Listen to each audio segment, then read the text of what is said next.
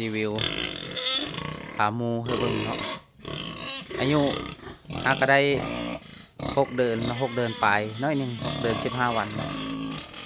ใหญ่ประมาณนี้แล้วประมาณ100 กว่าโลนะประมาณ100 กว่าโลอันนี้แหละแม่พันธุ์เนาะหลายคนเขาทายเฮเบิ่งทายเฮเบิ่งFCเบิ่งเนาะ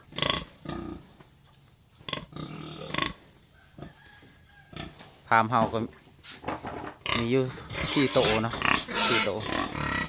แม่พันธุ์งามแหงเนาะพี่น้องเฮาตัวนี้ประมาณแมตรปลายนะแมตรสาวแมตร30หนังจะดื้อแหงเนาะแต่ละมือขึ้นไม่ขึ้นจนมันอ้อฮอดข้อ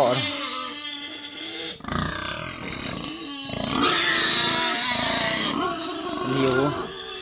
แต่ว่าพร้อมผสมหรือว่าก็ยังไม่หู้เพราะว่าประสบการณ์ยังทันมีเนาะแต่พระหลายคนคอมเมนต์เข้ามาเบิ่งว่าเวลามันขึ้นมันเป็นอะไรเนาะหมูมันพร้อมผสมพันธุ์โอ้ผมดูมันขึ้นตัวดื้อมีแต่ตัวนี้เนาะมีดื้อกับหมูตัวนี้มันหู้กับหมูเนาะสังเกตว่ามันไม่เคยขึ้นจักเธอตัวนี้ครับ2 ตัวนั้นเลยแม่นขึ้นขนาดดื้อขนาดนี่ก็คือว่าพร้อมผสมเลยเนาะ2 ตัวตัวนี้ก็คือว่าอันนั้นแล้วพร้อมผสมพันธุ์แล้วเนาะนี่ก็คือวิธีการเกิดเนาะ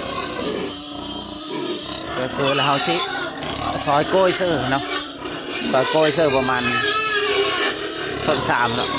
หามเซอร์คนก็หามแล้วก็โหฮานเล็กน้อยเนาะเพราะว่าเราเน้นไม่ให้มันตุ้ยเนาะไม่ให้มือตุ้ยเสือโหฮานเนาะคนทำคนนี้เนาะเสือโกยเสือลายมันก็อิ่มลายเนาะแล้วเขามีเน้นให้มันตุ้ยเนาะเขาไม่ได้เลี้ยงคุณเขาเลี้ยงกับลูกมัน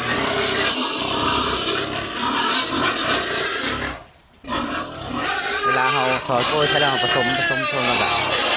เป็นกระเทือมันเนาะเสียงสีดังนิดนึงเด้อพี่น้องเด้ออนุญาตต้องขออนุญาตเพราะว่าหมูมันอยู่เขาแห้ง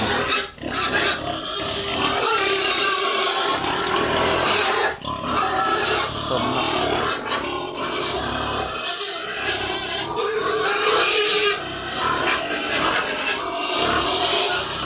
พอแล้วเกินโอ้ยตัวดื้อเนาะ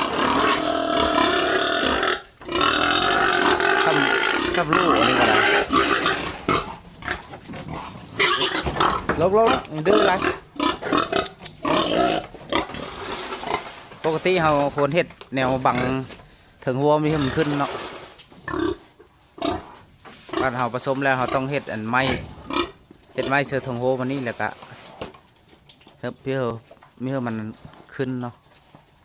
มีให้มันขึ้นแต่จะมันแทงลูกนะนี่เพื่อนได้กินแล้วก็เงียบซ้ำอีกครั้งงามแห้งพี่น้องหมูเนาะรอท่าเบิ่งผลงานลูกมันจะได้โตละแม่ละจักตัวเนาะติดตามเบิ่งนำกันสำหรับผู้เลยที่เยอะลงทุนเลี้ยงหมูเนาะเงินไขดีแห้งพี่น้องเฮาเป็นป้าเนาะพอแต่ว่าอย่าหักษายุงน้อยหนึ่งเนาะเพราะว่าคำมาเลยยุงลายเขียดปลาเราต้องไต่ทูบอูดยุงให้มันเนาะสภาพอากาศดีแห้งเนาะของหมูรีวิวเขาเบิ่งตลอดอัปเดตเขาเบิ่งตลอดเนาะจนกว่าหมูสิอ้อลูกแล้วก็จนกว่าหมูสิได้เดือนหนึ่งความคายอันนี้แม่พันธุ์เนาะแม่พันธุ์ได้อยู่ประมาณ6 เดือนปลายเนาะใหญ่กว่าฮอตเจ้าของแหละความนักตัวละ100 ปลายโลเองคนได้กินแล้วคนเงียบห้องกินนี่ห้องจนลักไล่โอ้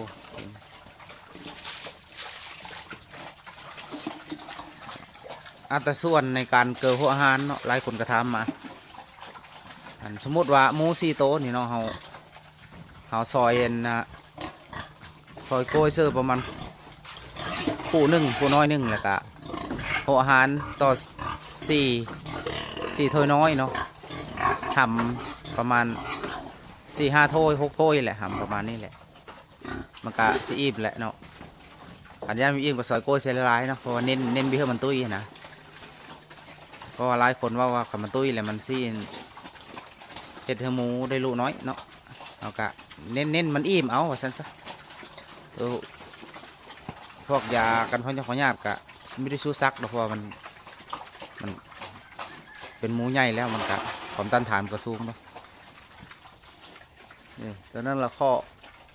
เขาสิอนุบาลลูกมันเพราะว่าเขาเฮ็ดมันเฮ็ดไม่ทันแล้วเนาะพี่น้องเขาด้วยซีรีวิวเขาเบิ่งทีละขั้นตอนเนาะบรรยากาศยามเช้าดีแหงนี่หัวอาหารแถวไซส์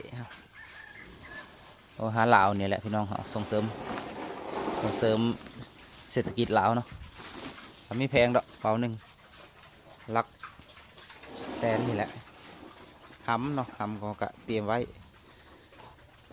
ซื้อมาก็เปิกแน่แล้วพี่น้องเขาเนาะการลงทุนทดลองเบิ้งว่าปั๊มออลูเลยครับบวกลบผลทานเบิ้งราคาเบิ้งต้นทุนเอาสิหลายชั้นเลยนะเอาว่าเป็นไปได้คือว่าไปได้ดีกะไปต่อเนาะพี่น้องเขาก็คือซิเบิร์ตท่านี้แหละพี่น้องเขารีวิวเขาเบิ้งแต่ละขั้นตอนเนาะจนกว่ามูสิออลูแล้วก็จนกว่าเขาสิอนุบาลลูกมันจนมันพร้อมขายเนาะFC หลายคนได้เบิ่งเพราะเพิ่นจะเล้งเพิ่นก็สนใจก็เฮ็ดคลิปเพิ่นเบิ่งแหน่เพิ่นว่าเนาะสำหรับคลิปนี้ก็ถือว่าขอบอกขอบใจเนาะหลายคนที่ติดตามก็ไลค์ก็แชร์นำแน่เนาะทำว่ามีประโยชน์